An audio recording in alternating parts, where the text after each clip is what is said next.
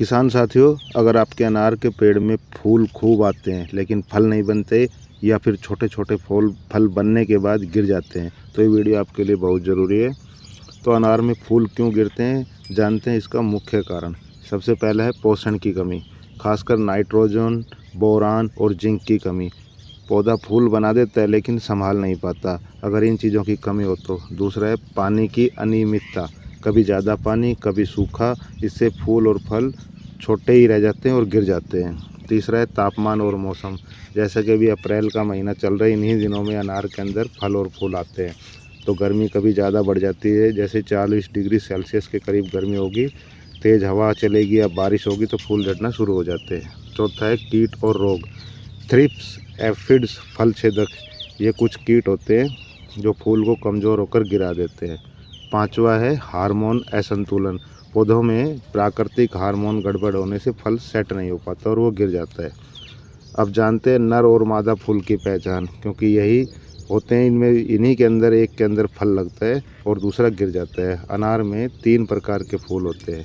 पहला होता है नर फूल, मेल फ्लावर, पतले होते हैं दिखाई देने के अंदर, ये लंबाई में छोटे होते हैं, अंदर अंडाशय ओवरी नहीं होता, तो ये फूल फल नहीं बनाते और यही सबसे ज़्यादा गिरते हैं। दूसरा है मादा फूल, मोटे होते हैं, घड़े जैसे दिखाई देते हैं, गोल, नीचे का भाग होता है इसका मोटा, इसमें ओवरी नहीं होता, इसी से फल बनता है। तीसरा है इंटरमीडिएट फूल, आधे विकसित यानी जो बीच के फूल होते हैं वो, ये भी सबसे ज़्यादा गिरते हैं। तो कुल मिलाकर निष्कर्ष है कि गिरने वाले फूल ज़्यादातर नर और कमज़ोर फूल होते हैं। किसान को मादा फूल बचाने पर ज़्यादा ध्यान देना चाहिए। अब जानते हैं बचाव कैसे करें। एक जैविक तरीका आप अपनाना चाहते हैं तो उसका भी उपाय है। सबसे पहला नीम के तेल का स्प्रे, 3 से 5 ml नीम का तेल प्रति लीटर पानी के अंदर घोल बनाकर इसकी स्प्रे करें तो ये जो कीट होते हैं उसको बाहर से ही नियंत्रण कर लेते हैं। दूसरा है जीवामृत या वर्मी कंपोस्ट खाद, इसको मिट्टी में डालना है, खोदकर अनार के पेड़ के 2 से 2.5 फुट के दूरी के अंदर खड्डा खोदे, उसके अंदर ये डालें, ऊपर से मिट्टी से ढक दे और हल्का पानी डाल दे, इससे पौधा मजबूत होगा। ये 6 महीने या साल के अंदर आपको एक बार करना होता है। तीसरा है छाछ, 1/10 के अनुपात में इसकी स्प्रे करनी है, यानी कि 1 लीटर छाछ लेनी है, 10 लीटर पानी लेना है। इससे होता है फंगस रोग कंट्रोल, इसमें जो फंगस वाले रोग हैं वो आपको नहीं लगेंगे। चौथा है समुद्री शैवाल, 2 से 3 ml प्रति लीटर पानी के अंदर, ये फूल गिरना कम करता है, फल को बढ़िया से सेट करता है।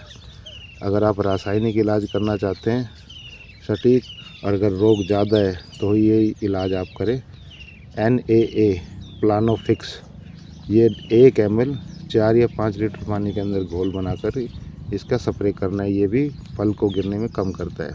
दूसरा है बोरोन की स्प्रे, बोरोन आपको लेनी है 1 से 2 ग्राम प्रति लीटर पानी के अंदर, ये फूल से फल बनने में मदद करती है।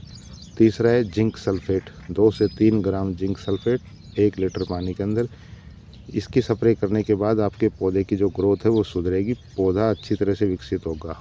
चौथा है कीटनाशक के लिए, जैसे थ्रिप्स और एफिड जैसे कीट हो गए, इनके लिए आपको करना है इमिडाक्लोपिड, इसके आपको स्प्रे करने हैं, फूल इससे सुरक्षित रहेंगे।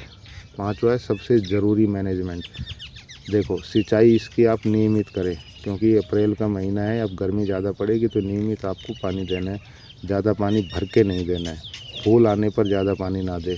ड्रिप इरिगेशन सबसे ज़्यादा है, बूंद बूंद पानी जाएगा तो वो ज़्यादा भरेगा नहीं, पौधे के लिए सबसे बढ़िया यही रहता है। संतुलित खाद दे।